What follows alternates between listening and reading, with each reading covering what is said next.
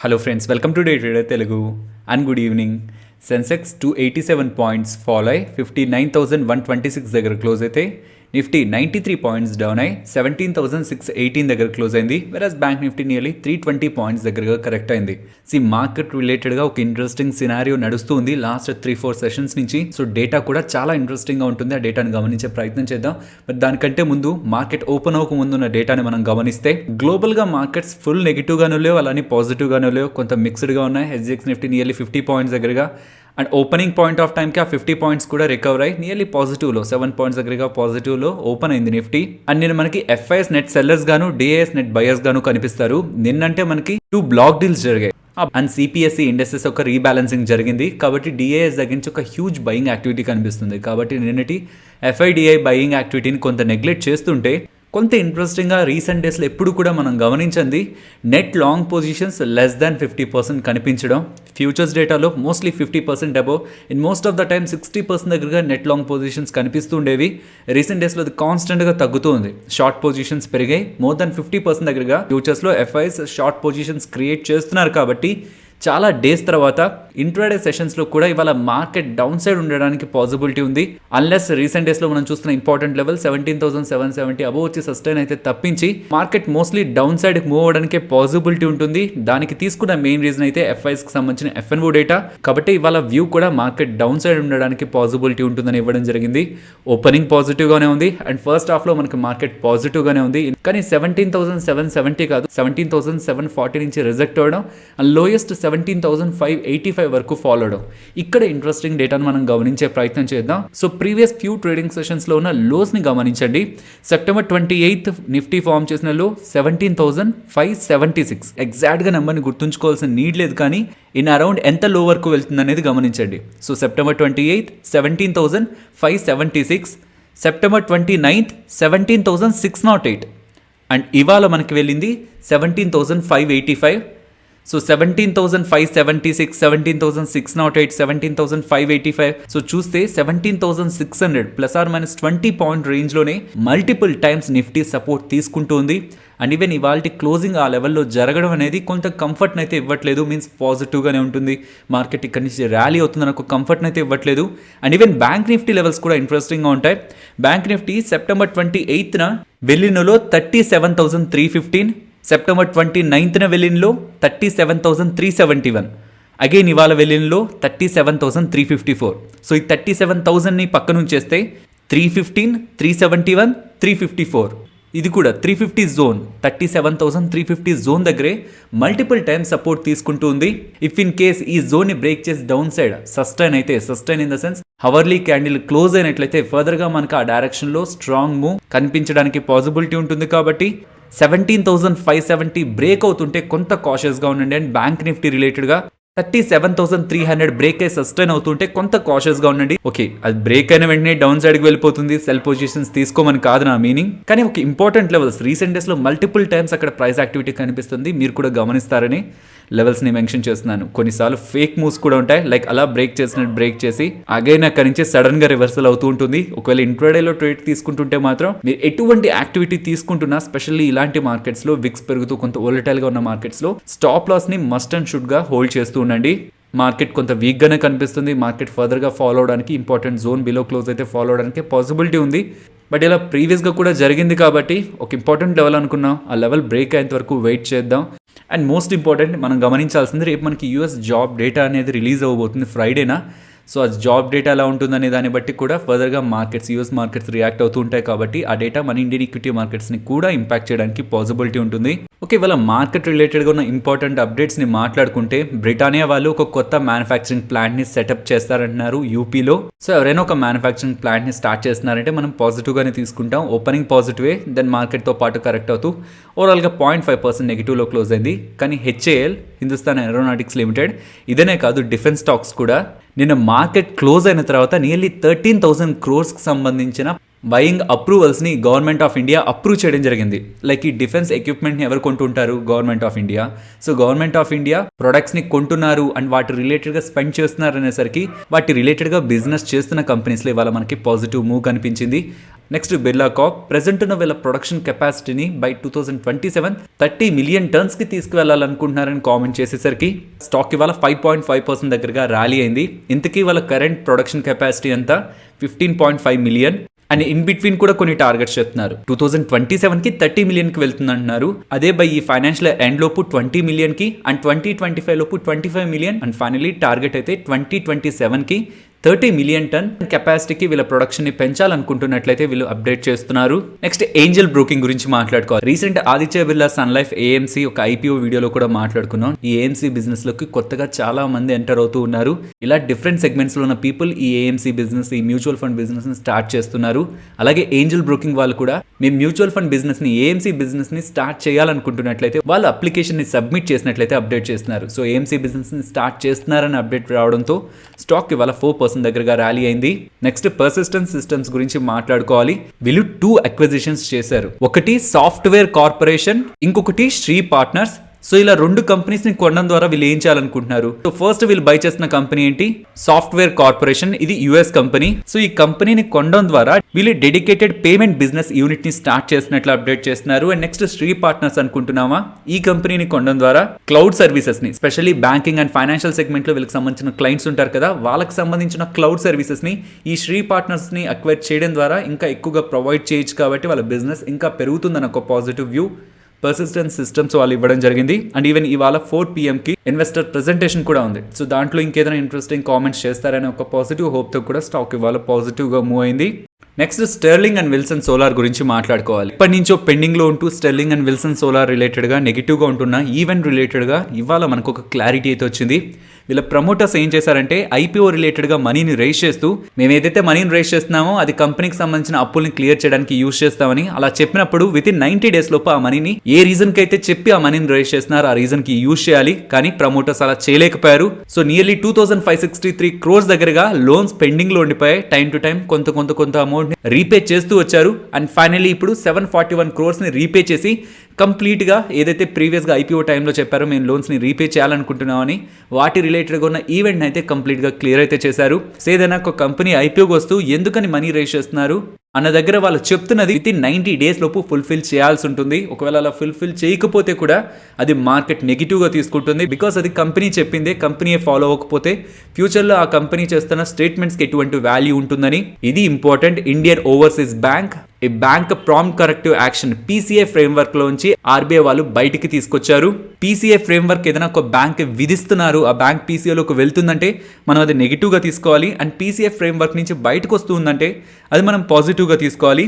ఏ banks PCA ఫ్రేమ్వర్క్లోకి వెళ్తూ ఉంటాయి, ఏ banks ఒక అసెట్ క్వాలిటీ అండ్ వాళ్ళ పొజిషన్ డిటోరియేట్ అవుతూ చాలా వీక్ కండిషన్స్లోకి వెళ్ళిపోతూ ఉంటుందో వాళ్ళ రిలేటెడ్గా ఉన్న నార్మల్ ఆపరేషన్స్ని కొంత రిస్ట్రిక్ట్ చేస్తూ లైక్ నెంబర్ ఆఫ్ బ్రాంచెస్ని పెంచడం కానివ్వండి, అండ్ లోన్స్ ఇచ్చే యాక్టివిటీ, అండ్ ఈవెన్ బోర్డుకి సంబంధించిన శాలరీస్ కానివ్వండి, అండ్ ఇతర డే టు డే ఆపరేషన్స్ రిలేటెడ్గా కూడా చాలా వరకు రిస్ట్రిక్షన్స్ ఉంటాయి ఈ PCAలో prompt corrective యాక్షన్లో.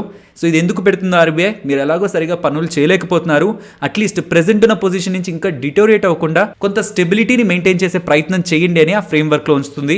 I think IOB nearly 5 years దగ్గర నుంచి ఈ ఫ్రేమ్వర్క్లోనే ఉంది. 4 to 5 years దగ్గర నుంచి ఇదే ఫ్రేమ్వర్క్లో ఐఓబి మెయింటైన్ అవుతుంది. అండ్ ఇన్ని ఇయర్స్ తర్వాత ఒక్కసారిగా ఈ ఐఓబి ఈ ఫ్రేమ్వర్క్లోంచి బయటకు వస్తూ ఉండడం మార్కెట్ పాజిటివ్గా తీసుకుంది. వీళ్ళ ప్రెజెంట్ నెట్ ఎన్పిఎస్ నియర్లీ 3.6% దగ్గరగా ఉంది. అండ్ వీళ్ళ Tier 1 క్యాపిటల్ 12.9% దగ్గరగా ఉండడంతో వీళ్ళు ప్రాంప్ట్ కరెక్టివ్ యాక్షన్ PCA ఫ్రేమ్వర్క్లోంచి బయటకు వచ్చారని చెప్తున్నారు. నెక్స్ట్ JNC ప్రాజెక్ట్స్ గురించి మాట్లాడుకోవాలి. మీరు గమనిస్తే 220 అరౌండ్ మనకు ఒక అప్డేట్ వచ్చింది. JNC projects wins biggest order worth 1880 crores నియర్గా. చిన్న కంపెనీస్కి ఇంత పెద్ద ఆర్డర్స్ మోస్ట్లీ వస్తూ ఉండవు. చాలా పెద్ద కంపెనీస్కే పెద్ద ఆర్డర్స్ వెళ్తూ ఉంటాయి. కాబట్టి మోస్ట్లీ స్మాల్ కంపెనీస్కి ఇలాంటి బిగ్ ఆర్డర్స్ వస్తూ ఉండడం, మార్జిన్ ఎంత ఉంటుంది అనేది పక్కన ఉంచితే ఇలాంటి పెద్ద ఆర్డర్స్ వస్తూ ఉండడం డెఫినెట్లీ మార్కెట్ పాజిటివ్గా తీసుకుంటుంది. అండ్ దీంతో పాటు వీళ్ళు అప్డేట్ చేస్తున్నది ఈ ఆర్డర్తో యాడ్ చేసుకుంటే ఇయర్ స్టార్టింగ్ నుంచి ఇప్పటి వరకు వచ్చిన వీళ్ళ ఆర్డర్ ఇన్ఫ్లోస్ 7,959 crore అని చెప్తున్నారు. నెక్స్ట్ అలాగే దిలీప్ బిల్డ్కాన్ గురించి మాట్లాడుకోవాలి. మీకు గుర్తుంటే ఒక పాయింట్ ఆఫ్ టైంలో NHAI వాళ్ళు, national highway authority of India వాళ్ళు వీళ్ళ రిలేటెడ్గా ఉన్న ఒక ఇష్యూ కారణంగా వీళ్ళని రోడ్ ప్రాజెక్ట్స్లో బిడ్డింగ్కి పాల్గొవద్దన్నారు. ప్రాజెక్ట్స్ కోసం మీరు ఎంటర్ అవ్వద్దు, కొంతవరకు టెంపరీ బ్యాన్లో ఉండండి అన్నారు. దీనికి రీజన్ వీళ్ళు చేస్తున్న ప్రాజెక్ట్ రిలేటెడ్గా ఒక యాక్సిడెంట్ జరిగింది. ఆ యాక్సిడెంట్ రిలేటెడ్గా మేము ఇన్వెస్టిగేషన్ చేస్తున్నాం, అది కంప్లీట్ అయ్యేంత వరకు కూడా మీరు ఎంటర్ అవ్వద్దు ప్రాజెక్ట్స్లోకి, ఇతర ప్రాజెక్ట్స్లోకి ఎంటర్ అవ్వద్దు అన్నారు, హైవే ప్రాజెక్ట్స్లోకి. అండ్ ఆ ఇన్వెస్టిగేషన్ కంప్లీట్ అయిందని, వాటి రిలేటెడ్గా ఇష్యూ క్రియేట్ అవడంతో వీళ్ళ దగ్గర 3 crore దగ్గరగా పెనాల్టీని కలెక్ట్ చేశారని, కానీ వీళ్ళని ప్రాజెక్ట్స్లోకి ఎంటర్ అవ్వద్దన్నారు కదా, బిడ్డింగ్కి ఎంటర్ అవ్వద్దన్నారు కదా. సో ఇది October 12th నుంచి ఆ టెంపరీ బ్యాన్ పీరియడ్ కంప్లీట్ అవుతుంది. నెక్స్ట్ మీరు ప్రాజెక్ట్స్లోకి ఎంటర్ అవ్వచ్చని NHAI వాళ్ళు అప్డేట్ చేయడంతో ఇవాళ స్టాక్ 5% దగ్గరగా ర్యాలీ అయింది. నెక్స్ట్ ఎయిర్టెల్ గురించి మాట్లాడుకోవాలి. ఇవాళ ఆఫ్టర్నూన్ వీళ్ళు చేసిన అప్డేట్, వీళ్ళు 5,000 crore దగ్గరగా ఇన్వెస్ట్మెంట్ చేసి 7 డేటా సెంటర్స్ని బిల్డ్ చేస్తారన్నారు. నెక్స్ట్ జీ ఎంటర్టైన్మెంట్ గురించి మాట్లాడుకోవాలి. ఐ థింక్ జీ ఎంటర్టైన్మెంట్ రిలేటెడ్గా ఉన్న ఈవెంట్స్ని మల్టిపుల్ టైమ్స్ మనం 1-2 సార్లు మాట్లాడుకుంటూనే వచ్చాం కాబట్టి అగైన్ మనం కంప్లీట్గా మాట్లాడాల్సిన నీడ్ లేదు. సో ఇన్ షార్ట్గా మాట్లాడాలంటే, ఈ కంపెనీకి సంబంధించిన ప్రెజెంట్ CEO ఉన్నారా, పునీత్ గోయింకా ఉన్నారా, తన పొజిషన్స్ని కాపాడుకోవడం కోసం ఏదో ఒక రూట్లో తన ప్రయత్నాలు తను చేస్తూనే ఉన్నారు. కానీ రీసెంట్ ఇయర్స్లో స్టాక్ రిలేటెడ్గా క్రియేట్ అవుతున్న అన్సర్టనిటీకి మెయిన్ రీజన్ ఆ కంపెనీకి సంబంధించిన ప్రెజెంట్ మేనేజ్మెంటే. సో ఆ మేనేజ్మెంట్ని ఎలా అయినా చేంజ్ చేయాలని ఇన్వెస్ట్కో వాళ్ళు, అలాగే OFI గ్లోబల్ వాళ్ళు, వీళ్ళిద్దరూ కలిసే ఈ కంపెనీలో నియర్లీ 18% దగ్గరగా వాటాను హోల్డ్ చేస్తున్నారు. వీళ్ళు ఒక మీటింగ్ని కండక్ట్ చేయండి, వీళ్ళు ఉండాలా లేదా అనేది share holders decide చేస్తారన్నారు.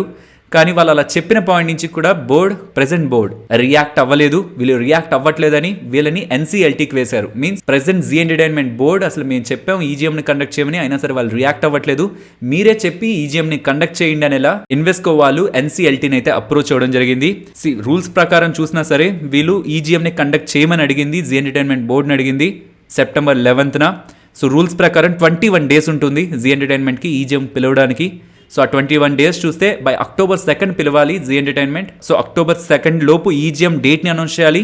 And within 45 days లోపు ఎంటైర్ EGM రిలేటెడ్గా ఉన్న ప్రొసీడింగ్స్ని కంప్లీట్ చేయాలి. ఇంకా జీ ఎంటర్టైన్మెంట్కి టైం ఉంది, కానీ మేము చెప్పినా వీళ్ళు అసలు రియాక్ట్ అవ్వట్లేదని వీళ్ళు NCLTకి అయితే వెళ్ళారు. అండ్ NCLT వాళ్ళు కూడా ఇంట్రెస్టింగ్గా ఏ అప్డేట్ చేయలేదు జీ ఎంటర్టైన్మెంట్కి పాజిటివ్ గాను ఆర్ నెగిటివ్ గాను.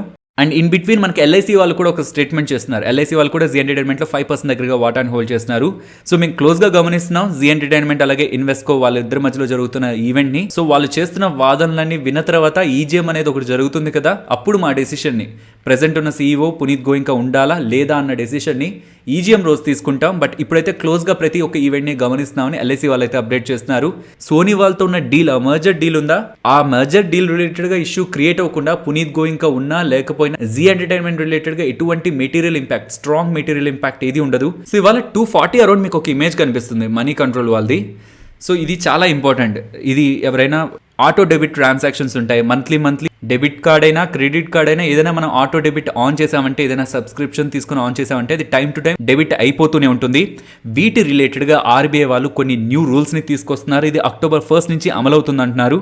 ఫస్ట్ ఇంపార్టెంట్ది 2-factor అథెంటికేషన్ స్టార్ట్ చేయాలి, అది మ్యాండేటరీ అని చెప్తున్నారు. సో ఇన్ కమింగ్ డేస్ మీరు ఒకవేళ అప్ టు 5,000 రూపు మీరు ఏదైనా ట్రాన్సాక్షన్ చేయాలంటే 1 time ఈ AFAని వ్యాలిడేట్ చేసి ఉండాలని చెప్తున్నారు. బట్ ఇది కాదు ఇంట్రెస్టింగ్ గా కనిపిస్తున్నది, రికరింగ్ ట్రాన్సాక్షన్స్. అనుకుందాం మీరు ఏదైనా ఒక సబ్స్క్రిప్షన్ తీసుకున్నారు, అది ఈ మంత్ కట్ అయింది, నెక్స్ట్ కమింగ్ మంత్స్ కూడా కట్ అవ్వమని మీకు తెలుసో తెలియకో యాక్సెప్ట్ చేసేసారు. కానీ ఇప్పుడు RBI వాళ్ళు చెప్తున్నది మంత్లీ అలా రికరింగ్ ట్రాన్సాక్షన్స్ జరుగుతూ ఉంటాయి కదా, వాటి రిలేటెడ్గా బ్యాంక్స్ ఒక రోజు ముందే ఆ రికరింగ్ ట్రాన్సాక్షన్ రిలేటెడ్గా అనుకుంటే ఒక రోజు ముందే బ్యాంక్ వాళ్ళకి మెసేజ్ పంపించాలని, లైక్ మీకు రేపు డెబిట్ అవుతుంది ఈ మనీ, వాళ్ళకి వెళ్ళి ఆ సర్వీస్ నుంచి బయటికి రావాలనుకుంటే కూడా, అలా డెబిట్ అవ్వకూడదు డబ్బులు అనుకుంటే కూడా వాళ్ళకి ఒక వే ప్రొవైడ్ చేయాలని అలా రూల్స్ అయితే కనిపిస్తున్నాయి. స్పెషల్లీ ఒక సర్వీస్ని మనం స్టార్ట్ చేసిన తర్వాత ఎలా దాన్ని స్టాప్ చేయాలని ఒక ఐడియా లేని వాళ్ళకైతే డెఫినెట్లీ ఇది హెల్ప్ అవుతుంది. నెక్స్ట్ ట్రైడెంట్ గురించి మాట్లాడుకోవాలి. స్టాక్ ఇవాళ 4.6% దగ్గరగా ర్యాలీ అయింది. ఇవాళ ఆఫ్టర్నూన్ 12 అరౌండ్ వీళ్ళు ఎక్స్చేంజ్ చేసుకు ఒక అప్డేట్ చేశారు. అప్డేట్ని గమనిస్తే క్రిసిల్ వాళ్ళు వీళ్ళ లాంగ్ టర్మ్ రేటింగ్ని, ఎగ్జిస్టింగ్ ఉన్న వీళ్ళ లాంగ్ టర్మ్ రేటింగ్ని AA- నుంచి AAకి తీసుకొచ్చారని చెప్తున్నారు. సో క్రిసిల్ AA- నుంచి క్రిసిల్ AAకి తీసుకొచ్చి రేటింగ్ని, లాంగ్ టర్మ్ రేటింగ్ని అప్గ్రేడ్ చేశారని వీళ్ళు చేసిన స్టేట్మెంట్ కూడా స్టాక్ రిలేటెడ్గా మనం పాజిటివ్గా తీసుకోవచ్చు. రేటింగ్ అప్గ్రేడ్ అవుతూ ఉంటే వీళ్ళు ఎక్స్టర్నల్గా డెట్ రూట్లో మనీని రేస్ చేయాలంటే తక్కువ వడ్డీకే మనీని రేస్ చేయగలరు కాబట్టి, సో తక్కువ వడ్డీకి రేస్ చేసి ఆ డబ్బులతో మంచి రిటర్న్ ఏ కంపెనీ జనరేట్ చేస్తుంది, అదే కంపెనీ రిలేటెడ్గా ఫైనాన్షియల్గా బెనిఫిట్ ఉంటుంది. కాబట్టి రేటింగ్ ఏజెన్సీస్ దగ్గర నుంచి వస్తున్న క్రెడిట్ రేటింగ్ అప్గ్రేడ్స్ని మనం పాజిటివ్గా తీసుకుంటూ ఉంటాం. నెక్స్ట్ MCX గురించి మాట్లాడుకోవాలి. స్టాక్ ఇవాళ పెద్దగా రియాక్ట్ అవ్వలేదు, కానీ వీళ్ళు వీళ్ళు టీసీఎస్ వాళ్ళు పార్ట్నర్ అయ్యారని చెప్తున్నారు. ఎందుకు అయ్యారు పార్ట్నర్? ఎంసెక్స్ అంటే ఏంటి? Commodity exchange platform. లైక్ కమోడిటీస్లో ట్రేడ్ చేస్తున్న వాళ్ళకి ఎంసెక్స్ ఆటోమేటిక్గా ఐడియా ఉంటుంది. మెటల్స్ కానివ్వండి, ఎనర్జీ రిలేటెడ్ ఉన్న కమోడిటీస్ని అక్కడ ట్రేడ్ చేస్తుంటారు. కమోడిటీస్లో వీళ్ళు ఒక మోనోపోలీ, స్పెషల్లీ ట్రేడింగ్ దగ్గరికి వచ్చేసరికి ఎంసెక్స్దే ఎక్కువ మార్కెట్ షేర్. సో అంత మార్కెట్ షేర్ ఉన్న వీళ్ళ ఎక్స్చేంజ్ ఈ ప్లాట్ఫామ్ రిలేటెడ్గా స్టెబిలిటీని తీసుకొచ్చి ఫర్దర్గా ట్రేడింగ్ రిలేటెడ్గా ఉన్న ప్లాట్ఫామ్ని ఇంప్రూవ్ చేస్తున్నామని వీళ్ళు చేస్తున్న కామెంట్స్ని కూడా డెఫినెట్లీ మనం పాజిటివ్గా తీసుకోవచ్చు. నెక్స్ట్ బ్లూ డాట్ వాళ్ళ షిప్పింగ్ ఛార్జెస్ని అయితే పెంచుతున్నారని చెప్తున్నారు. బై January 1 నుంచి 9.6% దగ్గరగా షిప్పింగ్ ఛార్జెస్ని పెంచుతున్నారని చెప్తున్నారు. రెస్ట్ ఆఫ్ ద కంపెనీస్, ఈ లాజిస్టిక్స్లో ఉన్న కంపెనీస్ అన్ని కూడా వాళ్ళ ప్రైజెస్ని పెంచుతాయి. బికాస్ ఈ రీసెంట్ డేస్లో క్రూడ్ ఆయిల్ ప్రైజెస్ ఎక్కువగా పెరుగుతున్నాయి and rest of the inflation కూడా ఉన్నదానికంటే ఎక్కువగా ఉంది. కాబట్టి వీళ్ళ రిలేటెడ్గా ఆపరేషనల్ కాస్ట్ పెరుగుతుంటుంది. దాన్ని బ్యాలెన్స్ చేయడం కోసం వీళ్ళు కూడా ప్రైజెస్ని పెంచుతూ ఉంటారు. నెక్స్ట్ నిఫ్టీ అలాగే బ్యాంక్ నిఫ్టీ సపోర్ట్ అండ్ రెసిస్టెన్స్ని గమనిద్దాం. నిఫ్టీ రెసిస్టెన్స్ అయితే నేను 17,770 గమనిస్తున్నాను. ఇంకొంత తీసుకోవచ్చు అనుకుంటే ఇవాళ వెళ్ళిన హై లైక్ 17,740 జోన్ గమనించవచ్చు, కానీ మార్చాలనుకోవట్లేదు. ఒకవేళ నిఫ్టీ 17,570 బిలో సస్టైన్ అయితే ఫర్దర్గా నేను రెసిస్టెన్స్ 17,570గా తీసుకుంటాను. బట్ ఇన్ బిట్వీన్ ఉన్న లెవెల్ అంతా కూడా నాకు కన్సాలిడేషన్ లెవెల్లోనే కనిపిస్తుంది. ఇఫ్ ఇన్ కేస్ ఇంకేదైనా లెవెల్ ఇంపార్టెంట్ లెవెల్ అనుకుంటున్నా, నేను మార్నింగ్ చేస్తున్న అప్డేట్లో మీకు అది తప్పకుండా అప్డేట్ చేస్తాను. But support 17,530 and bank Nifty support 37,120 and resistance 37,860. Next Nifty option chain డేటాని మాట్లాడుకుంటే అక్టోబర్ వీక్లీ ఎక్స్పైరీ కాంట్రాక్ట్ అలాగే అక్టోబర్ మంత్లీ ఎక్స్పైరీ కాంట్రాక్ట్ ఈ డేటా అంతా కూడా కంబైన్ చేస్తుంటే టాప్ సైడ్ ఎటువంటి క్వశ్చన్ కూడా లేదు. 18,000 దగ్గర రెసిస్టెన్స్ అని కాల్ రైటర్స్ స్ట్రాంగ్గా బిలీవ్ చేస్తున్నారు. ఆ లెవెల్ కంటే పైకి వెళ్ళదని స్ట్రాంగ్ కాల్ రైటింగ్ యాక్టివిటీ కనిపిస్తుంది. ఈవెన్ లోయర్ లెవెల్స్లో కూడా 17,800 దగ్గర కూడా స్ట్రాంగ్గానే కనిపిస్తుంది. మల్టిపుల్ వీక్లీ ఆప్షన్స్లో కంబైన్ చేస్తున్నా. సో ఇమీడియట్గా 17,800, బట్ ఓవరాల్గా స్ట్రెంత్ ఉన్న లెవెల్ అయితే రెసిస్టెన్స్గా 18,000 అని కాల్ రైటర్స్ భావిస్తున్నారు. కానీ డౌన్ సైడ్కి వస్తున్నసరికి 17,500 దగ్గరే ఇమీడియట్ యాక్టివిటీ స్ట్రాంగ్గా ఉంది. బట్ పర్సనల్గా నేను 17,400 గమనించమని సజెస్ట్ చేస్తాను. 17,400 to 18,000 లైక్ ప్రెసెంట్ ఉన్న లెవెల్ దగ్గర నుంచి down side 200 points, top side 400 points ఈ జోన్లో మార్కెట్ ఉండొచ్చని మనం ఎక్స్పెక్ట్ చేయొచ్చు. సో ఫైనలీ ఇది ఫ్రెండ్స్ మన వీడియో. నచ్చితే వీడియోని లైక్ చేయండి ఫ్రెండ్స్. అండ్ ఈ వీడియో మన వాళ్ళకి యూజ్ అవుతుంది అనుకుంటే తప్పకుండా షేర్ చేయండి. అండ్ ఛానల్ని సబ్స్క్రైబ్ చేయనట్లయితే ఛానల్లో ఉన్న కంటెంట్ని గమనించండి. ఇఫ్ ఆ కంటెంట్ మీకు యూజ్ అవుతుంది అనుకుంటే ఛానల్ని సబ్స్క్రైబ్ చేసి పక్కనే ఉన్న బెల్ ఐకాన్ క్లిక్ చేయండి. మరొక ఇంట్రెస్టింగ్ వీడియోతో మళ్ళీ మీ ముందుకు వస్తాను. అంతవరకు టేక్ కేర్. జై హింద్.